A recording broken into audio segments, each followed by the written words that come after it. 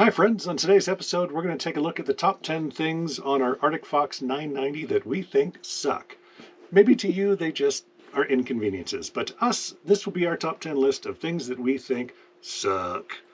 We've owned the Arctic Fox 990, we call our cupcake, for just about a year now, so we think we are somewhat qualified to say here are the things that we really don't think are all that good. So without further ado, here we go. Let's talk about inverters. Oh wait, there's no inverter to talk about. Seriously. So how much did this rig cost us and there's no inverter?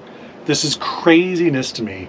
When we bought it, I talked to the dealer about it and they were like, oh no, it's not a standard option. Some of the other rigs we looked at, it was a standard option. We're at a point, now when we are starting to use our laptops more, that charging them is becoming more of an issue. What we do right now, we have a small 12 volt adapter that I plug into like the 12 volt, like the cigarette style from the front of the truck. I can plug an inverter into that, then I plug in our laptop to that. But it's kind of rinky-dink. What I'm looking for is like a inverter where we can just we can plug our laptops into the power outlets back here and charge our laptops from the batteries from solar.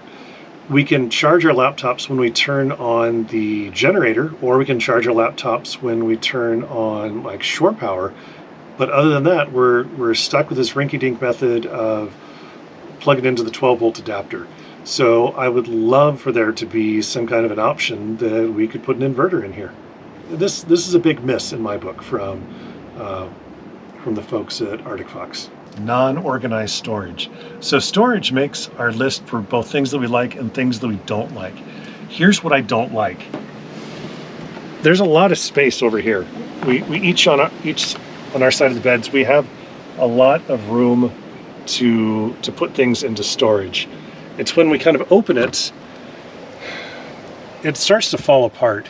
So I've got like different organizers here for shirts, for underwear, for pants. I've got CPAP supplies on top. Now we put in all of these, I don't know, what do we call these things? Totes, I don't know. Yeah, we put in totes ourselves trying to organize the unorganized, but I couldn't find totes that are actually the same height as this trough, so I end up with things stacked. I've got books kind of mixed around in here. So I found this is really hard for me to keep organized. And the truth is, because I have to dig down to find things, I end up stacking things and then I only wear what's on the top.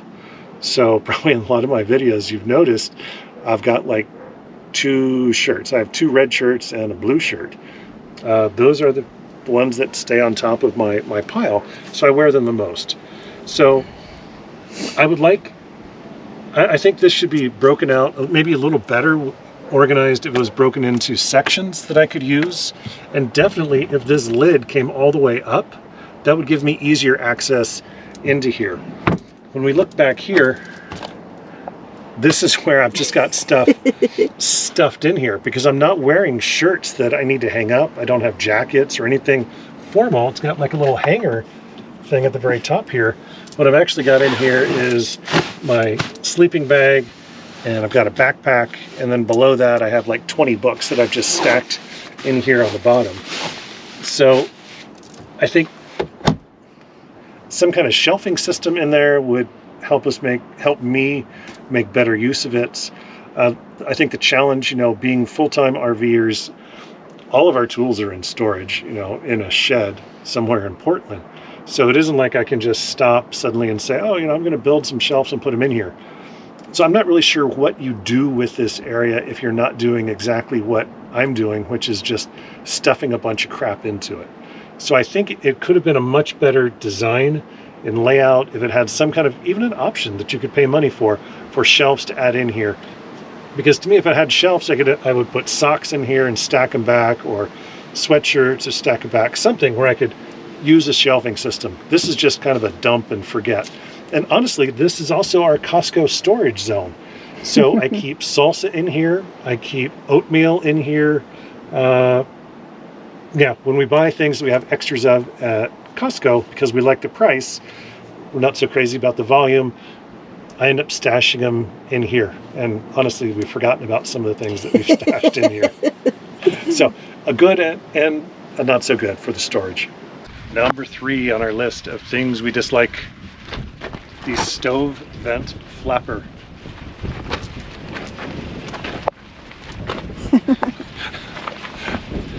Every time we turn on the stove and we want to use the exhaust, I have to come out here, put up a little step stool, step on the step tool, reach up here, open those up.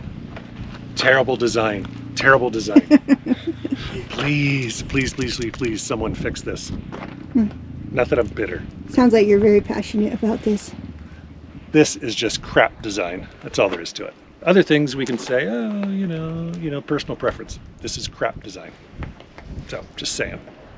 It's just, there you go. There you go. There you have it. This is why it's on the list of things that we dislike about the Arctic Fox 990. Number 4, the entertainment console. So here it is. So we've got it's a DVD player, CD player, Bluetooth player, connect your iPod, whatever to it. This to me, and this may not be like a big hit among some of our viewers, but we're just being honest. This is so dated. This is the wrong generation. This is not my generation. This is my older brother's generation or my older sister's generation. It's not my generation so much. Lisa, yeah. I did not say that. Yeah, it's my siblings that actually watch. Sorry. So this, to me, is somewhat dated technology. I think a much better way to do this is to give us, as the consumer, the option to build out the entertainment system that we want. Like this has speakers all throughout in here. In our year of owning this camper, maybe we've used all of the speakers maybe 10 times. I mean, it's nice, but you know, I can also buy a $29 Bluetooth speaker and I can take it outside with me and sit it on a picnic table. So for the functionality that this offers, I think I would much rather see this as an add-on option, because frankly, I would not have added it on. And if you have the option, I would not recommend that you add it on either, unless you're one of my siblings, and then you should absolutely get this and bring in your 500 DVD collection sets.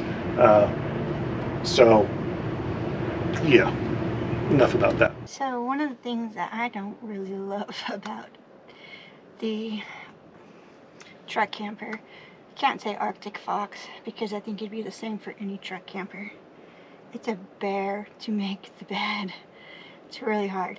So we have this, I don't know what you call it, feather topper that we keep on the mattress, because the mattress is pretty thin. It's not terribly uncomfortable, but it's kind of thin. So that part's okay. But trying to make this thing is a son of a gun. So I get it started. Steve comes in and does some heavy lifting, and then I finish it up. There you have it, a nicely made bed. Actually, this time it wasn't terrible. We did something different. I stayed at the top, Steve stayed at the bottom. Normally, Steve will help me get the corners in, which I just can't do, the front corners. He literally has to lift up the mattress to tuck in the fitted sheet and the mattress pad. So, he stayed at the bottom and did the foot. So I think that we found a new way to make the bed, which Steve may not care for, but when both of us are doing it together, it seemed like it went pretty quickly. So while I'm up here, let me tell you another thing having to do with the bed area. This is where we watch TV, right? So if I'm leaning back here, my head hits this corner. It's not a big deal, but it kind of smarts. Like, it's not super comfortable. So this looks nice. It's not super functional. I just keep a couple of little books back there. They have to be tiny books. Regular books don't fit, so tiny books will fit back there. And this is the top of our 12-volt blender, which I still haven't showed you, and I said I would. So we'll make some smoothies one day, because that little 12-volt blender is pretty awesome. Anyway, this is not super. just the height of it. If it were, what do you call that, like planed in, then it would be a little bit better. You wouldn't have this hard edge on your head as you're trying to watch TV. So continuing with my storage irritation. So this guy, at first glance, you say, "Wow, that's really cool. You know, it slides out. You know, oh, you got all these little shelves." Yeah, I think when you're on the showroom floor, it looks pretty spiffy. When we're out here, reality, you know, using it every day, from here to the top, I have wasted 4 or 5 inches. From my biggest bottle here, I have wasted 1 inch. Down here, all of this is wasted space. So things I can do, I can buy more of these little racks to add in here. The challenge with this though, even if I were to add in another rack like this, So narrow. it's very, very narrow. So Yeah.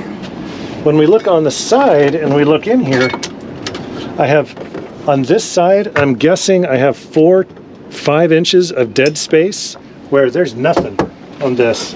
On the right side, it's better. I might have 1.5 inches, 2 inches of dead space. So you can see what we do. On the bottom down here, we're storing onions, noodles. It does not seem like a very well thought out plan. So this to me is a lost opportunity. If I was at home with my tools, I wouldn't hesitate to rip this out and redo it myself. Hi, neighbor. So, as we continue to talk about storage, it's hard not to chat about the bathroom. By the way, this is our remedy for a bathroom door that is always sliding closed or always sliding open. It's not such a bad thing when it slides closed. It's not such a great thing when you're sitting on the can parked somewhere and the door is sliding open. So, banana clip to solve the situation. So one of the things I'm not so crazy about in the bathroom is the lack of storage. So it comes with a little mirror here. Behind the mirror, a little medicine cabinet where you can keep stuff. Often this is, after driving down a bumpy road, this is kind of spring loaded. Woe to that person who opens it first. Better have good hands because you're going to have to catch stuff. So what we've added for storage, we added 2 of these guys. They vacuum seal to the wall. These are good if the weather is warm. When the weather is cold, they lose their grip and they just drop off of the wall. So it'd be nice if there were more storage options in the bathroom area here. I would even give up the sink to have more storage. Noelle and I are a little different. I will use the bathroom and then I come out of the bathroom and I wash my hands in the kitchen sink.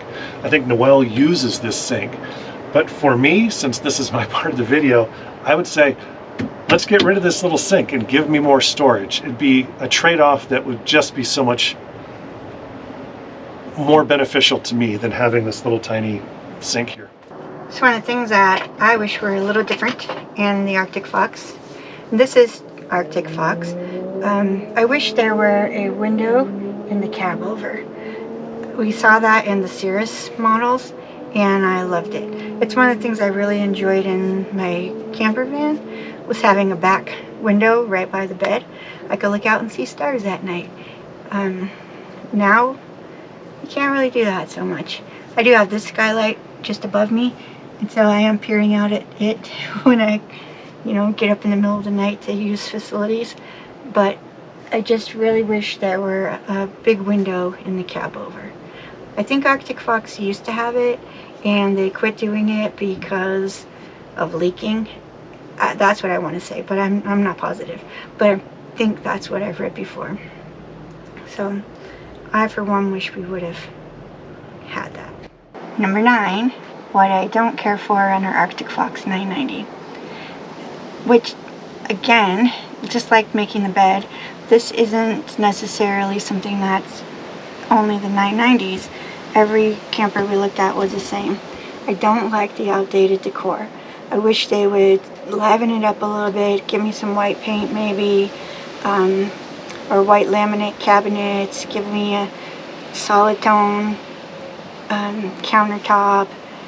And what about these? Oh my goodness. I think that I had stuff like this in my very first house in the late 80s. it was really cool back then. Not as cool. Like, I know that they're trying. These colors are a little bit more neutral than they've had in the past. We've tried to spit it off a bit with hats, but the decor is really outdated. Obviously it wasn't a deal breaker, but I don't love that. I'm not really sure even if this is a thing.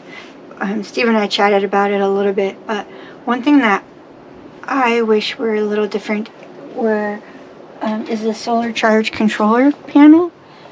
Like, so right now it tells me that it's blue, so it's charging, and I think it says it's this one, which is about 3/4 full of battery, I think, but I can't really see it because it's far in that corner. And then it says something about 14.4. I don't know what 14.4 is. I don't have a clue. So Steve could maybe look at that and he's like, okay, we're good. Me, I look at that and it doesn't really mean anything. So what I wish it could do is kind of interpret the amount of solar we use and then tell me on a readout, how much power do I have today? Do I have enough to charge my laptop? Do I have enough to watch TV? I want it to be a little bit more specific, and I don't know if there's a technology out there already that, kind of dumbs it down. Like, I want solar power information for dummies. So this is just a little extra bonus didn't make our top 10 list, but this is just one of our annoyances. This ladder, when we go to walk in, often we grab the ladder and it just pops off like this. So I'm waiting for one of us to go flying off the back of this. We have read in some of the forums, some of the other owners are putting some kind of cotter pin, their homegrown cotter pin configuration to keep this anchored to the stairwell here. We haven't done that yet, probably because neither of us has actually flown off the back of the stairs yet. Not high enough priority. This will make our top 10 priority list once one of us really bites it falling off the back of this. But for the moment, this is just one of our annoyances that didn't make the top 10 list. Another one of the items that makes our honorable mention of things that we don't like, but not necessarily our top 10 list, would be our black tank sensor. So if we look at it right here, black, give it a push, it shows you right here, right now it's reading that we are 2/3 to full. The reality of the situation is we just emptied the tank this morning. So we emptied the tank, then we flushed the tank twice, we used the special Sani-Flush nozzle, and it's still telling us that our tank is almost full. So the sensor is just full of crap. So maybe this is not something that's specific to the Arctic Fox 990, it's just something that's specific to RVs in general, but for us this is kind of an annoyance, not always necessarily knowing how full the tank is. So for us, what we end up doing usually is if we're not sure, we look in the tank. Like, do we see anything coming up towards the bottom of the commode? If so, we're really, really full and we need to get to somewhere to dump our black water tanks, like right now.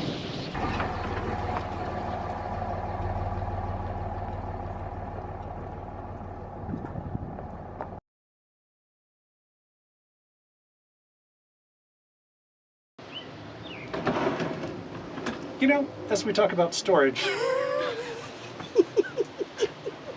We amuse ourselves. That's what counts.